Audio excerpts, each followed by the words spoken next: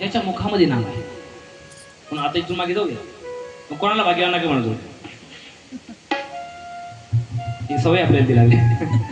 कुणाला म्हणतो, कुणाला सुद्धा काहीच लायकी नसते महाराजाची, म्हणजे नरेची नसते आणि ऐकणारीची नसते. पण ऐका, इथून पुढे भाग्यवान तोच आहे ज्याच्या मुखामध्ये नाम आहे.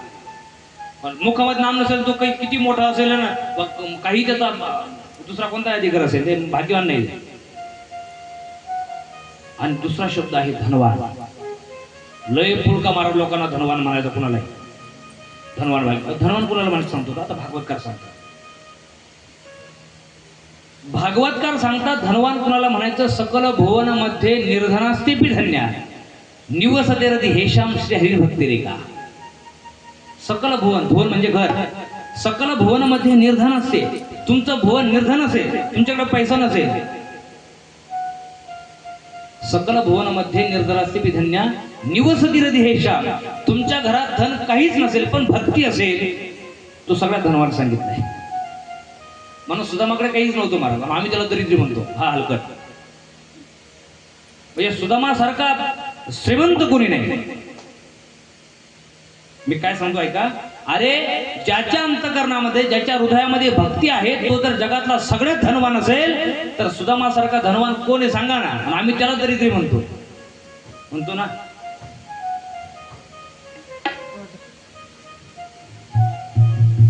म्हणून ऐका, भाग्यवान तो ज्याच्या मुखामध्ये नाम, आणि धनवान तो ज्याच्या हृदयामध्ये भक्ती. म्हणून इथे सनकादिक ऋषी सांगतात, नारदजी सकल भुवन मध्ये निर्धनास्ते धन्या निवसती रती हेशाम श्री हरी भक्ती रेखा. श्री राधा, श्री भक्ती याच्या अंतकरणात जगात सगळ्यात श्रीमंत आहे. आमचे संत महाराज श्रीमंत यादीत नाव आहे महाराज. संतांची यादीमध्ये नाव याच्यामुळेच आहे, काय त्यांच्याकडे बाकी काही नाही महाराज. काही सगळं सोडलं होतं, सगळं त्याग केलाय. आणि जे धन आहे ना, भक्तिरूपी धन, ते धन साठवलं. संकट शुक्ले सांगतात, संकट सांगणाराजी, तुम्हाला विश्वास नाही ना माझ्या वचनावर की या श्रीमद भागवताने काय काय झाले कुणाकुण. अरे पिशाच्योनीमध्ये मी सांगतो पहा, तुंगभद्रा तटी पूर्वम अभूतपरान्नमोत्तमम यत्र स्वधर्म वर्णेन. संकट ऋषी सांगतात, तुंगभद्रा नदीच्या काठावर एक इतिहास आहे म्हणे, एक इतिहासातील गोष्ट आहे. यत्र वर्ण सुधर्मेन सत्य सत्कर्म तत्पराहा.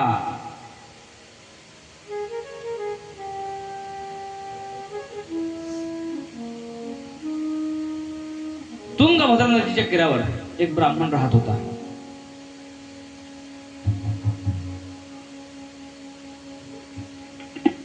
सगळं विद्वान आहे. विद्वान म्हणजे द्वितीय युग भास्कर, दुसरा सूर्य. एवढा विद्वान होते ब्राह्मण की द्वितीय युव भास्कर, दुसरा सूर्य प्रमाणे ज्ञान. सगळं काही धनवान आहे. पण झालं असं की घरापुढे जी गाय आहे ती कधी व्यायली नाही, त्यांना कधी संतान झालं नाही. घरापुढे एक वृक्ष आहे, त्याला कधी फळ आलं नाही. दुःख याचं, चिंता दुरावस्थेमध्ये ब्राह्मण बा, चिंता दुरावस्थेमध्ये. सगळं आहे पण संतान नाही. म्हणून वाईट वाटलं, रडायला लागले ब्राह्मण बा. आणि एक दिवस जंगलात गेले. जंगलात जंगलात गेले, ते देवासाठी गेले असतील. ज्याला संसारात पाहिजे ती जंगलात कशाला जाईल, ते बाजारात जाईल. ज्याला संसारात गोष्टी पाहिजे असेल ते कुठे रडतात, बाजारात. डोंगर महाराज जंगलात गेले. जंगलात गेले आणि जोरात रडू लागले.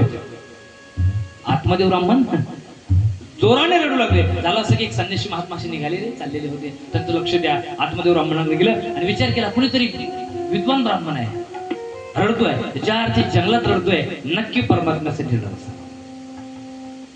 ज्या अर्थी जंगलात रडतोय 100% तो परमात्म्यासाठी रडत असावा.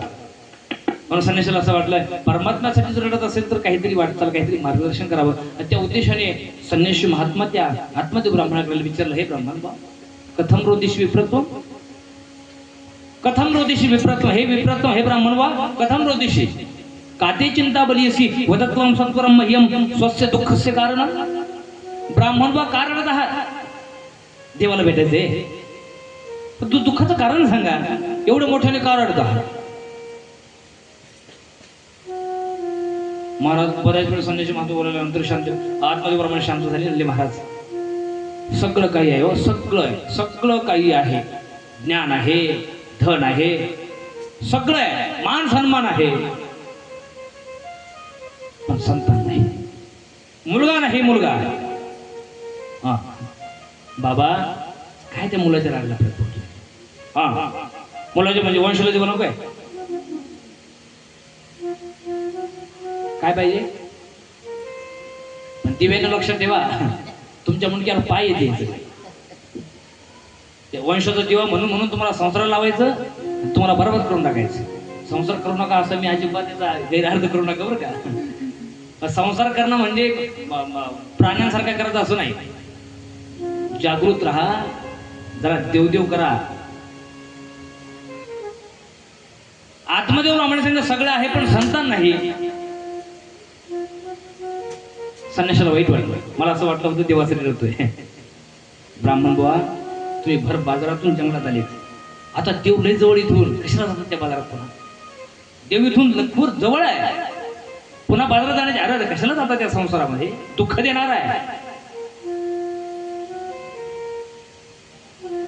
नाही ऐकलं. आत्मदेव ब्राह्मण सांगितलं म्हणले संन्यासी मार्फत मला काय करणार संन्याशी लोकांना. हा मुलगा ज्यावेळेस बाबा बाबा म्हणून येऊन मांडीवर बसतो ना, काय गोड वाटतं. तुम्हाला नाही कळणार, तुम्हाला कसं कळणार? संन्यासी ना तुम्ही. संन्यासी महात्म्याने सांगितलं आत्मदेव ब्राह्मण हे विप्रत्वम मुंचा ज्ञानम प्रजारूपम बलिष्ठा कर्मणो गती ही. ब्राह्मण बा कर्माची गती प्रबल आहे. विवेकम तो समासाध्य तेज संसार वासना. विवेकाचा आश्रय घे बाबा आणि संसार मोह त्यागून टाक, देवाची प्राप्ती कर, मरशील. मुलगा पाहिजे असलं समजून सांगितलं संन्यासी महात्म्याने. काय गोड बोलले तुम्हाला. ब्राह्मण बा कर्माची गती खूप मोठी आहे. हे कर्माची गती म्हणजे काय असतं महाराज?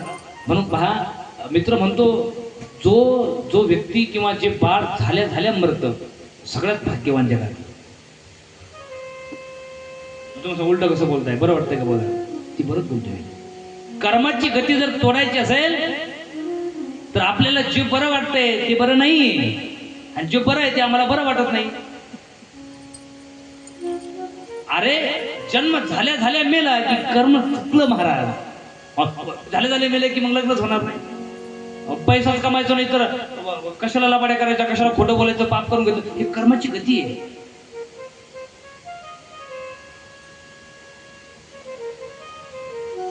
म्हणून जन्म झाले गेले की महाराज सगळे जन्म तुटले ना, पुढे जन्मच नाही. म्हणून जो व्यक्ती सगळ्यात जास्त जगतो सगळ्यात मोठी कर्माची गती आहे. कारण त्याच्यासाठी त्याला यावंच लागतं. पुन्हा कर्म म्हटलं की ते शिल्लक महाराज ते फेट्या करता यावंच लागतं. म्हणून आत्मदेव ब्राह्मणाला खूप समजावून सांगितलं संन्यासी महात्म्याने, बाबा अरे मुंचा ज्ञानम, ज्ञानाचा आश्रय घे. मुंचा ज्ञानम प्रजारूपम बलिष्ठम कर्मणो गती ही. कर्माची गती खूप मोठी आहे. विवेकम तू समासाध्य.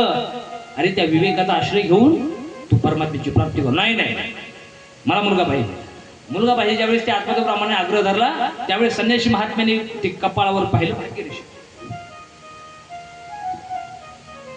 ज्यावेळेस आत्मदेव ब्राह्मणाचं कपाळ पाहिलं संन्यासी महात्म्याने वाईट वाटलं आणि सांगितलं, हे ब्राह्मणा, हे विप्रत्वम, तू फक्त एका जन्मासाठी रडतोय. किती?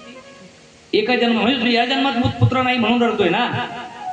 पण तुझी भाग्यरेषा अशी सांगते सप्त जन्म वधेतैव पुत्र नैवच नैवच. तू फक्त एका जन्मासाठी रडतोय, आम्हाला पुत्र नाही या जन्मामध्ये.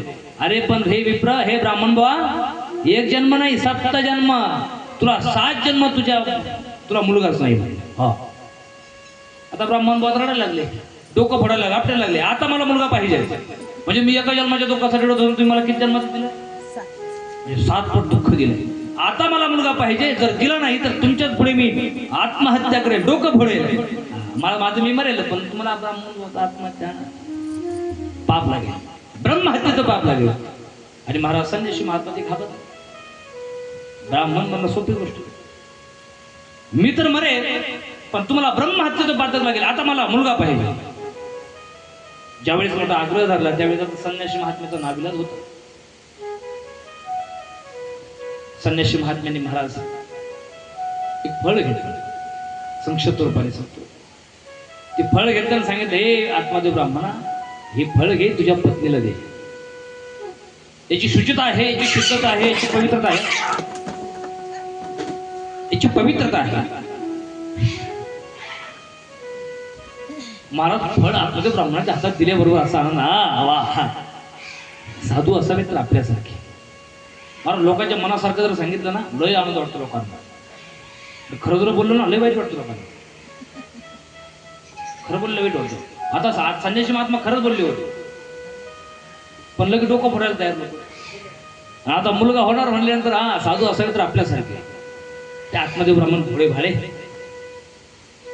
फळ घेतलं, पत्नीला द्यायचं, त्याचे काही नियम आहेत, ते नियम सांभाळ. हा हा हा संन्यासी महात्मा. दर्शन घेतलं, आत्मादेव ब्राह्मण घरी येतात.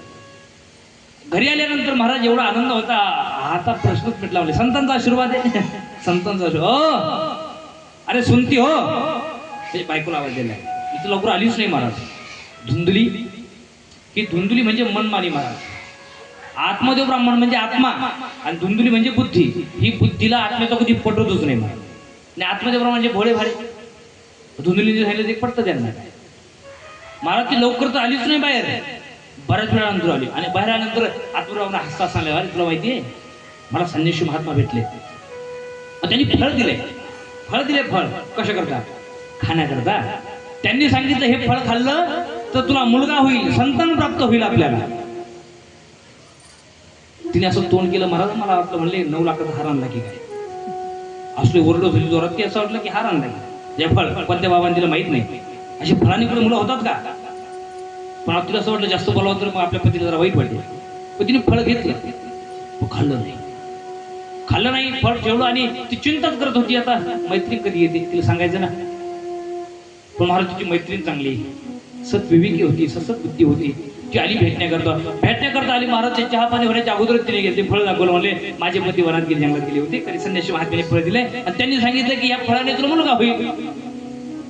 ती मैत्रीण चांगली होती, तिने सांगितलं असू शकतात सिद्ध संतांची काही कमी नाही, सिद्ध संत असू शकतात, होऊ शकतात. काय होईल?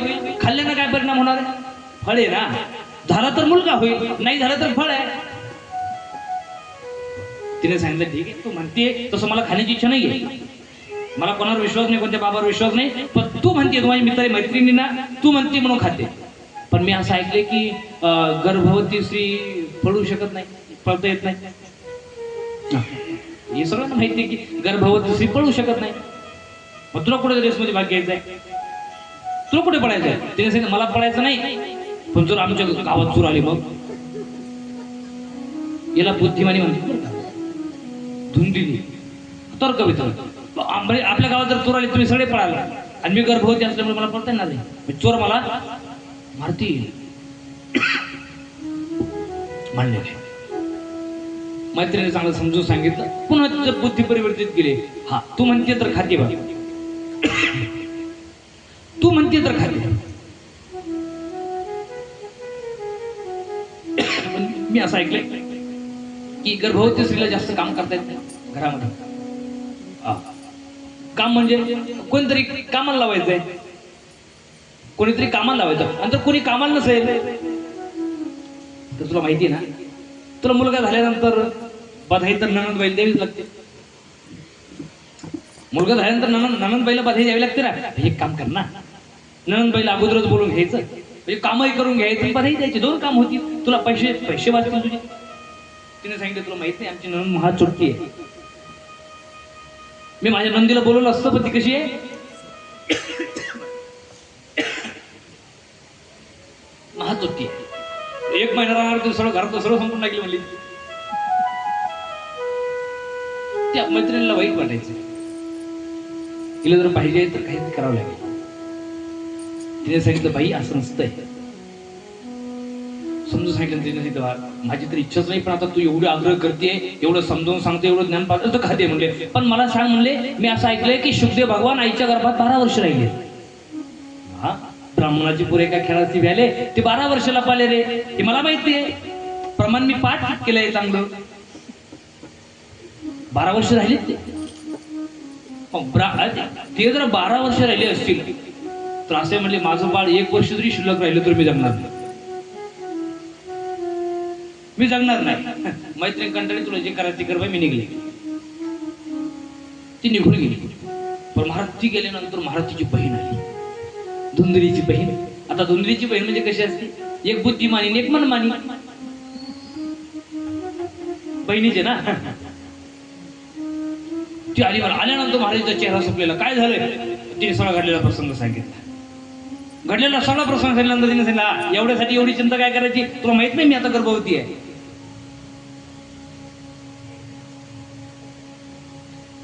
मी आता गर्भवती ना, आणि मला मुलगा होणार आहे. मला मुलगा झाला की तुझा मुलगा काय, माझा मुलगा काय. आता हिची बहीण असंच पाहिजे होतं हिला, की हिला होऊ नये, म्हणजे हिने आपला मुलगा तर तक व्हावा, घ्यावा, आणि हिची सगळी संपत्ती माझ्या मुलाच्या नावावर यावं.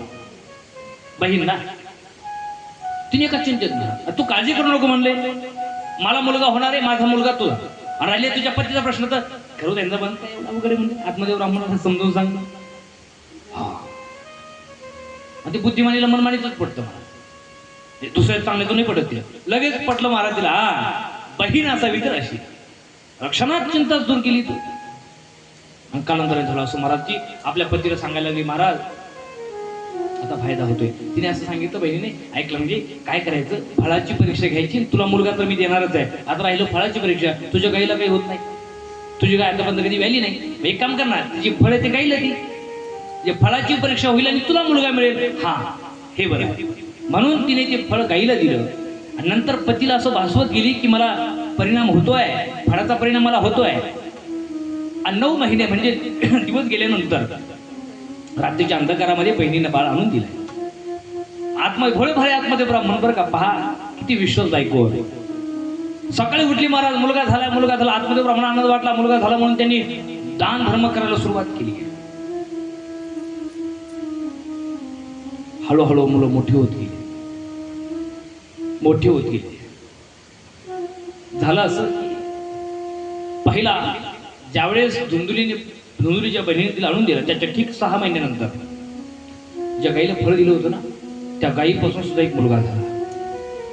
लोक तर आश्चर्यचकित पाहू लागले, आश्चर्यचकित होऊन पाहू लागला, रे आतमध्ये ब्राह्मणा पहिला मुलगा झाला नाही, आता पहा त्याचं भाग्य, त्याला तर झालाच, पण गाईला सुद्धा मुलगा झाला. गाईला सुद्धा मुलगा झाला 6 महिन्यात, ठीक 6 महिन्यानंतर झाला. म्हणून ज्यावेळेस गाईला मुलगा झाला, तिचे कान गाईसारखे होते, म्हणून आतमध्ये ब्राह्मणाने त्याचं नाव ठेवलं गोकर्ण. गो म्हणजे काय, गाईसारखे कर्ण होते म्हणून गोकर्ण. आणि आता आतमध्ये ब्राह्मण आपल्या मुलाचं नाव ठेवण्याकरता येतात. धुंदुकारीचं नाव ठेवायचंय ना, नाव ठेवणार तेवढ्यात धुंदुरी पडत, म्हणजे 9 महिने 9 दिवस मी पोटात ठेवलं आणि नाव तुम्ही ठेवणार. आतमध्ये ब्राह्मण सांगितलं, बाई तू ठेव, मी ठेवणार. काय ठेवायचं, माझं नाव धुंदुली, माझ्या मुलाचं नाव धुंदुकारी. हा ठीक आहे. सनकाचे ऋषी सांगतात दोघे मोठे होऊ लागले, पण विख्यात एक आणि एक कुख्यात. एक विख्यात झालाय, एक पंडितो ज्ञानी गोकर्ण, पंडितो ज्ञानी धुंदुकारी महाखलह. एक प्रचंड विद्वान, जे गाईपासून फळापासून जे संतांनी दिलं, त्या फळापासून मुलगा झालेला तो प्रचंड विज्ञान झाला गोकर्ण, पंडित हो ज्ञानी. आणि तो धुंदुकारी होता तो प्रचंड खळ झाला, चोऱ्या करू लागला, डाकू झाला, 1 नंबरचा डाकू, भयंकर चोऱ्या करू लागला. नंतर तो महाराज आईला मारू लागला, आईला मारू लागला. ठेव, सांग माझ्या पित्याने कुठे ठेवले घर, सांग. मी खरं सांगू माता मौल्यांनो, आपला मुलगा व्यसनाधीन होण्यामागे, आपला मुलगा कुकर्म करण्यामागे 1 नंबरचा हात जर कोणाचा असेल तर तो आईचा असतो. तुम्हाला बरं वाटणार नाही, कारण माता मौल्यांची संख्या माझ्या पुढे आहे, पण मी खरं सांगतो, आपला मुलगा जर व्हायला जात असेल तर मुलाला दोष, आमचा मुलगा असा करतो तसा करतो, याला दोषी तुम्ही आहात. पित्यापेक्षा आई ही अत्यंत महत्वाची गोष्ट आहे. तुम्ही शिवपुराण ऐकलं असाल, शिवपुराण ऐकलं असेल. मुलगा अगोदर लहान चोऱ्या करू लागला, आईने पाठीमागे टाकत गेली, आई बाप मारील म्हणून पाठीमागे टाकत गेली. मुलगा आईचा हत्तीच अवस्था इथे. धुंदुकारी का लहानपणीच टाकू नाही झाला, पण आईने चुका मागे टाकत गेली. परिणाम असा झाला की तोच मुलगा आईला मारू लागला. सांग पित्याने कुठे धन ठेवलाय. पण एवढा त्रास देऊ लागला तो धुंदुकरी आईला. रात्रीच्या अंधकारामध्ये आईने विचार केला, याचा मार खाल्ल्यापेक्षा मेलेलं बरं. रात्रीच्या अंधकारामध्ये ती धुंदुली एका विहिरीमध्ये जाते आणि आत्मत्याग करते. आत्मत्याग संपवते. आई गेली. आता आई गेल्यानंतर घरामध्ये वडील आहे. त्रास पाहतात वडिलांना त्रास देऊ लागला. अरे एवढंच नाही, ब्राह्मणाचा मुलगा आहे धुंदुकारी, पण वेश्या गमन करू 5-5 वेश्या पाळू लागला. अरे आतापर्यंत ठीक होतं, पण 5-5 वेश्या बाहेर पाळत होता, आता त्याने घरात आणल्या. ब्राह्मण, किती मोठं पाप आहे. घरामध्ये आणल्या. आता मात्र महाराज आत्मदेव ब्राह्मणाला फार वाईट वाटू लागले. मुलगा, गंमत अशी आहे, जे आत्मदेव ब्राह्मण मुलगा पाहिजे म्हणून वनात रडत होते, तेच आत्मदेव ब्राह्मण आहे, दुसरे नाही. पुन्हा रडू लागले. पुन्हा रडू लागले. घरात नाही, गृहं त्यक्त्वा वनं गतः. मुलाचं हे सगळं वागणं पाहिलं आणि आत्मदेव ब्राह्मणाला घरात राहुलं नाही. आत्मदेव ब्राह्मणाने घराचा त्याग केला आणि ज्या वनात पुत्रप्राप्तीसाठी गेले होते त्याच वनात पुन्हा जातात आत्मदेव ब्राह्मण. कशासाठी मला सांगा. आत्मदेव ब्राह्मण हे आदिपुरुष, आत्मदेव ब्राह्मण हे महापुरुष 2 वेळा वनात गेले. एक पहिल्यांदा गेले कशासाठी, मुलगा पाहिजे म्हणून, आणि दुसऱ्यांदा गेले कशासाठी, मुलगा का आहे. लक्षात घ्या, आत्मदेव ब्राह्मणाची ही स्थिती होत असेल तर तुमचं आमचं काय हो. मुलगा सुखाचा साधा नाहीये.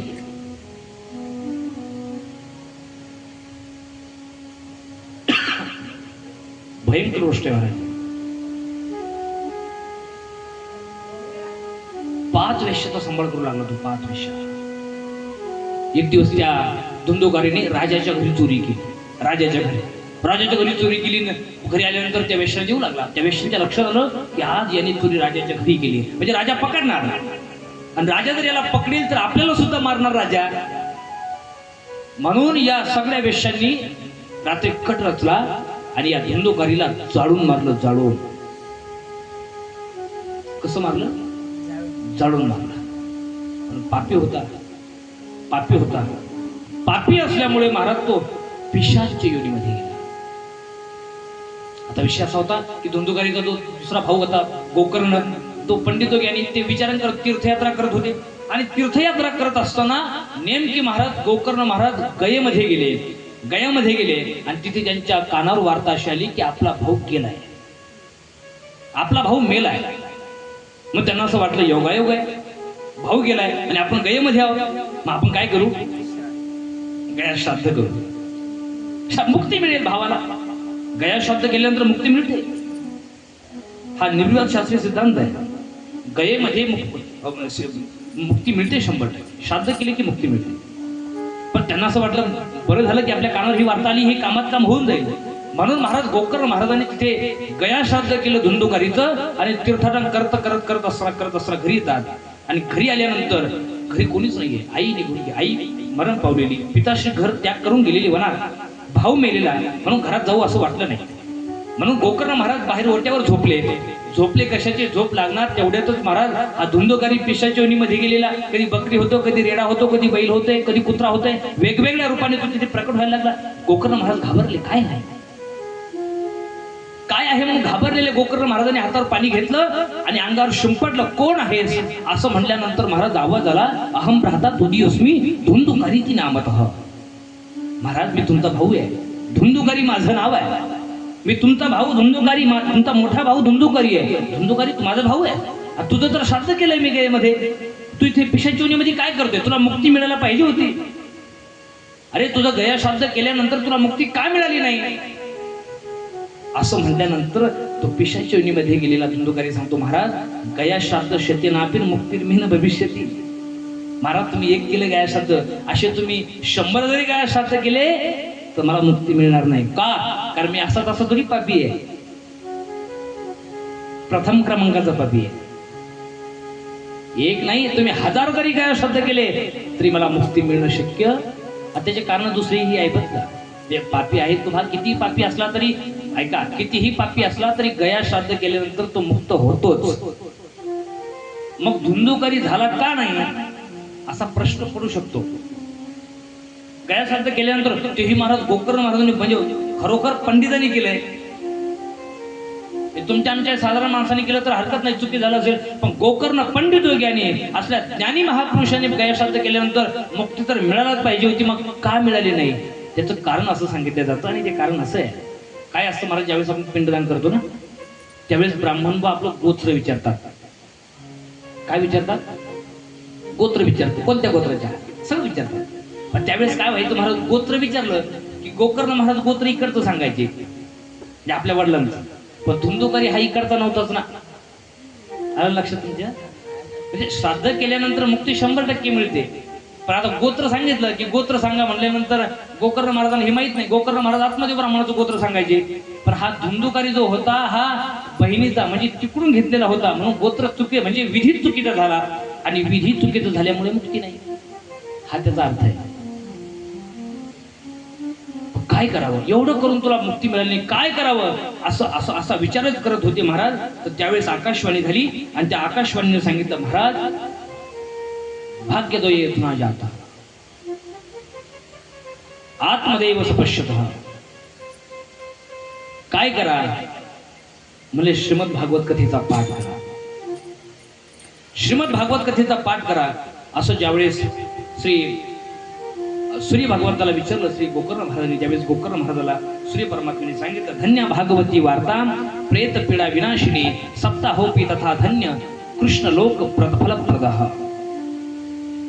तुम्ही जर श्रीमद भागवताचा पाठ केला तर नक्की मुक्ती मिळेल. आणि असं आश्वासन सूर्य परमात्म्याने दिल्यानंतर महाराज आता गोकर्ण महाराजांनी गावातच कथा ठेवली, मोठं आयोजन केलं. आणि आयोजन केल्यानंतर मोठा मंडप दिलेला आहे, मोठी साधू मंडळी ती कथा ऐकण्याकरता आलेली आहेत. कथा चालू झाली आणि कथा सुरू होणार तेवढ्यात महाराज जो बांबू असतो ना, त्या आपण बल्ल्या म्हणतो त्यांना, महाराज त्या बांबू 7 गणतेचा 7 गणतेचा तो बांबू होता, वेळू होता.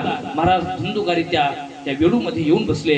पहिल्या दिवसात पहिली गाठ तुटली, दुसऱ्या दिवसात दुसरी गाठ, अशा 7 दिवसामध्ये सप्तगंती भेदन झाल्या आणि दिव्य रूप प्रकट झालं. दिव्य रूप प्रकट झालं, एवढं दिव्य रूप प्रकट झालं की गोकर्ण महाराजांना आपला भाऊ सुद्धा ओळखायला येईल. कोण आहात तुम्ही? तुमचा भाऊ आहे. आनंद वाटला, आनंद वाटला नाही. 7 दिवसामध्ये गोकर्ण महाराजांनी ज्यावेळेस कथा केली तर 7 दिवसामध्ये पिशाच्या विलीमध्ये गेलेले धुंदुकारी पण दिव्य रूप प्रकट झालं. विमान नेण्याकरता आलं, विमान, पण विमान एकच आहे. आता मंडपाच्या पुढे विमान उभं राहिल्यानंतर म्हणजे विमान कळते तुम्हाला, हे विमान नाही. विमान म्हणजे देवदूत देण्याकरता आले. आता पुढे देवदूत दिसले महाराज गोकर्ण महाराजांनी, कोण आहात? हा देवदूत आहे. मग कोणाला नेण्याकरता आला? हे विमान कोणाकरता आहे? त्यांनी सांगितलं, जे तुमचे भाऊ आहेत ना धुंदुकारी त्यांना नेण्याकरता. हे विमान? हा विमान.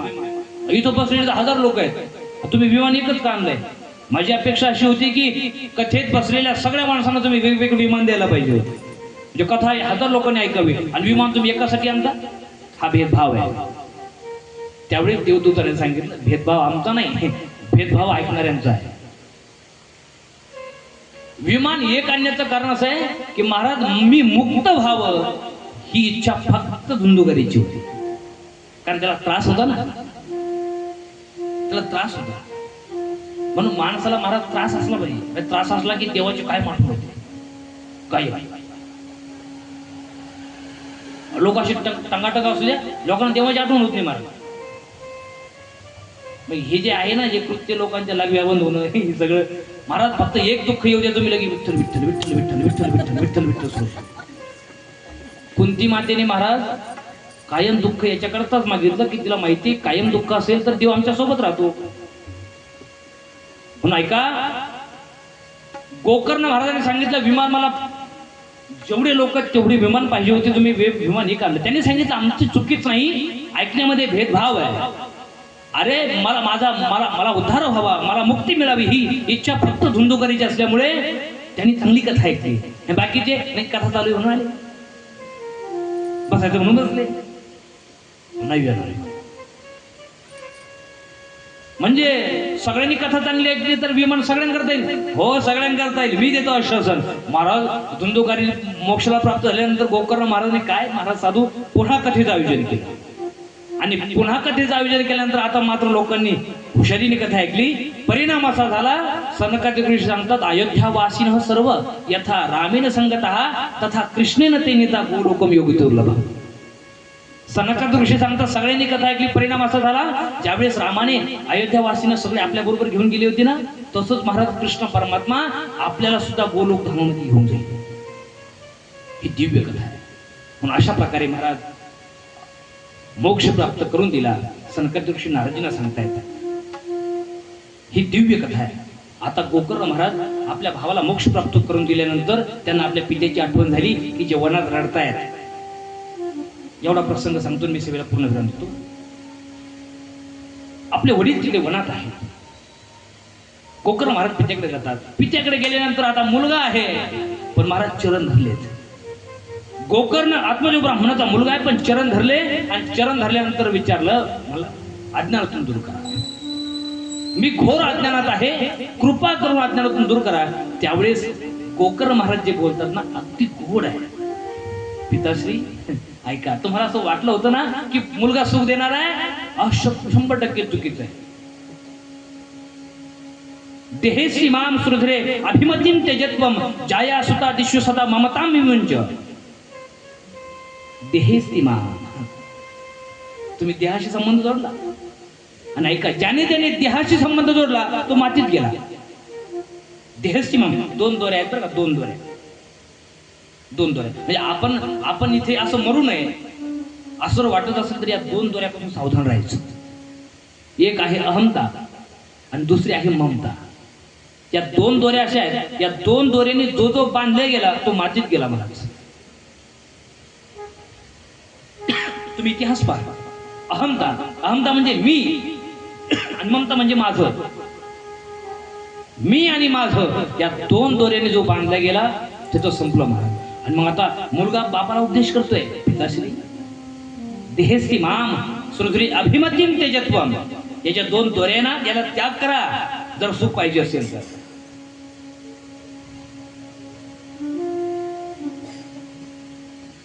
जाया सुता दिशु सदा ममताम विमुंच. सुता दिशु म्हणजे पुत्राधिक जे सुख तुम्हाला असं म्हणायचंय ना, हे ममता आहे, हे विमुंच खोटं आहे.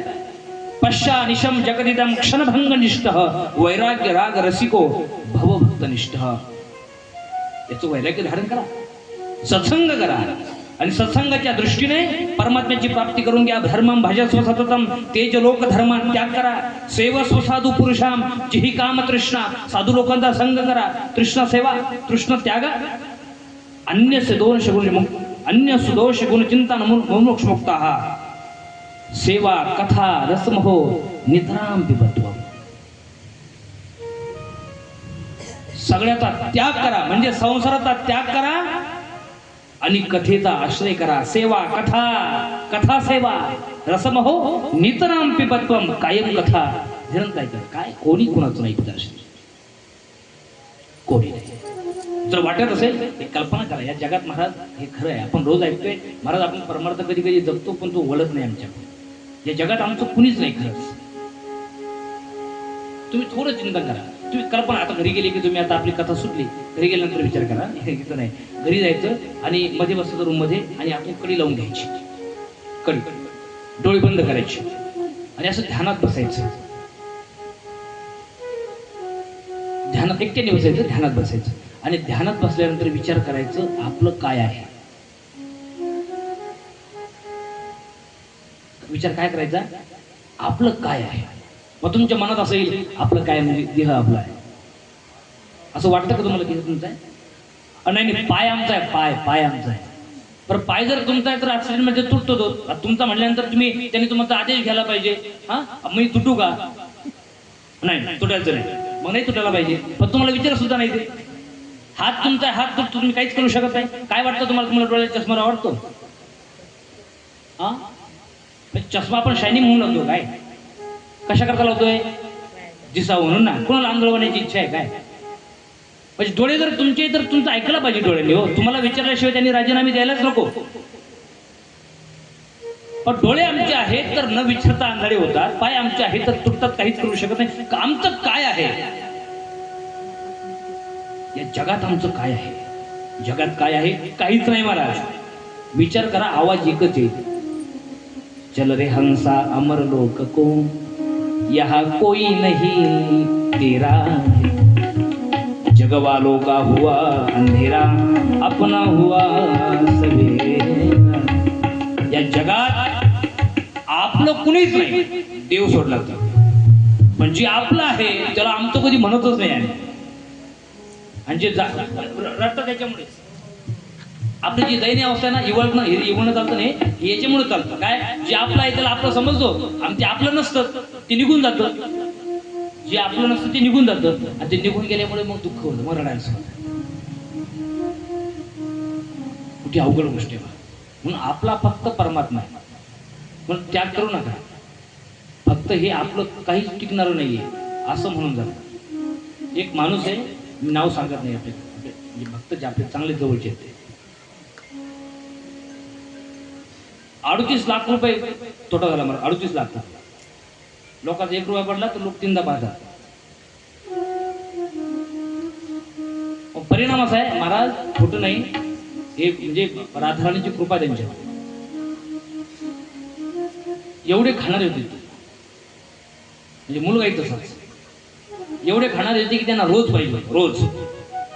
पण राधाराणीची कृपा आहे महाराज. त्यांच्या मनात काय संकल्पाला माहित नाही, पण त्यांच्या वडिलांच्या निमित्ताने त्यांनी माझी कथा ठेवली घरातच.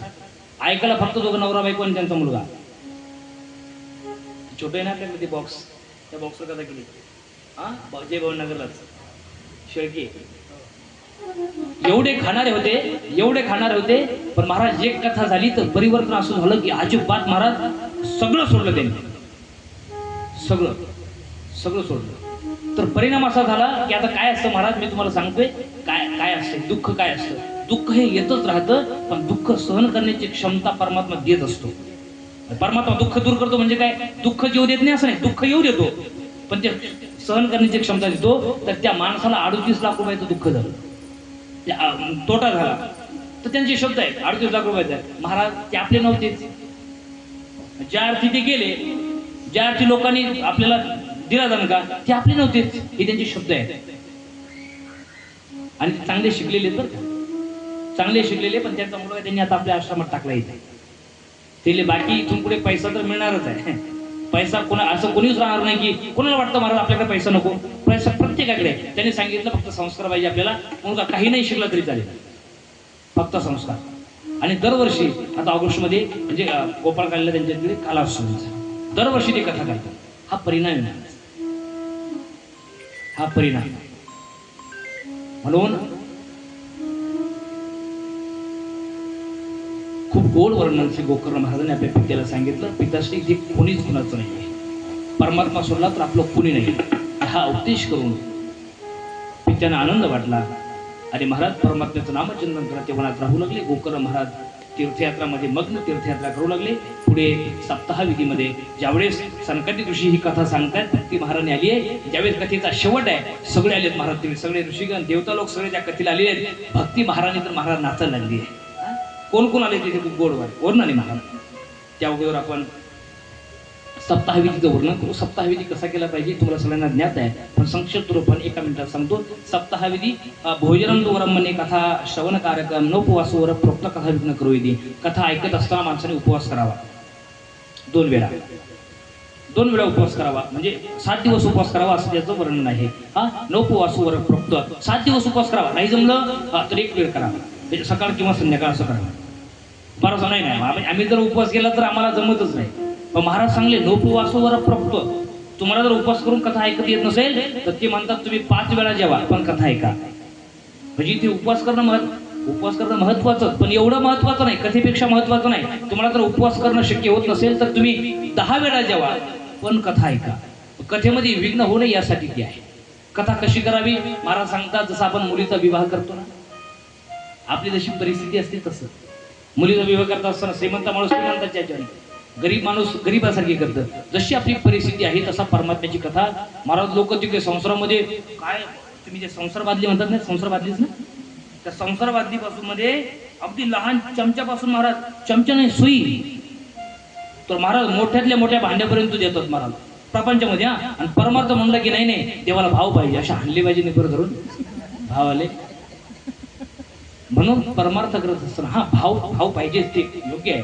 पण तसं आपल्याला इथे असं नाही की तुम्ही एवढंच दिलं पाहिजे, पण जे देतो ना मग तसा भाव पाहिजे. म्हणून हे मी सांगत नाहीये, तसं आम्ही कधी सांगत नाही, कोणाला कधी काही मागत नाही. म्हणजे हे आणा ते दान ह्या ते काहीच तसं काहीच नसते. पण लक्षात ठेवा, हे सगळं करत असताना आपल्या मुलीचा जसा आपण विवाह करतो त्या आनंदाने करायचं, कथेमध्ये आनंद घ्यायचा, सोप्तपणे आनंद घ्यायचा. अशा प्रकारे सप्ताहविधी सांगितला. त्यानंतर महाराज शेवटचा दिवस आहे, कथेचा 7वा दिवस आहे. सनकादिक ऋषी महाराज मोठा आनंद आहे, मोठे साधू लोक आलेले आहेत. कोण कोण आले त्याचं वर्णन. प्रल्हाद सालधारी तरल गती दया चौथव कांस्यधारी विनाधारी सुरर्षीश्वर कुशल तया राग करतो अर्जुनोभूत इंद्रोवादी मृदंगम जय जय सुकरा कीर्तने ते कुमारा यत्ताग्रे भाव वक्ता सरसंचनया व्यासपुत्रो बभूवः. कोण आहे. प्रल्हाद तारधारी, प्रल्हाद आलेले तारधारी तरलगत दया चौथव कांस्यधारी उद्धवजी टाळ वाजतात. विनाधारी सुरर्षी नारदजी विना वाजतात. स्वरकुशल तया राग करतो अर्जुनोभूत इंद्रोवादी मृदंगम. इंद्रदेव महाराज मृदंग वाजण्या करतात त्या कथेमध्ये. इंद्रोवादी मृदंगम जय जय सुकारा कीर्तन ते कुमारा. असं भय आनंदाने कीर्तन चालू आहे आणि सनकादिक ऋषी अधूनमधून म्हणतात जय हो जय हो असं नामघोष चालू आहे. जय श्री राधे नामघोष चालू आहे. तेवढ्याच महाराज भक्ती महाराणी तिथे उपस्थित होते. ननर्तमध्ये त्रिकमेव तत्र भक्ताधिकानां नटसुवज तेजसाम् अलौकिकं कीर्तनमेत दीक्षां हरि प्रसन्नोऽपि वजावि.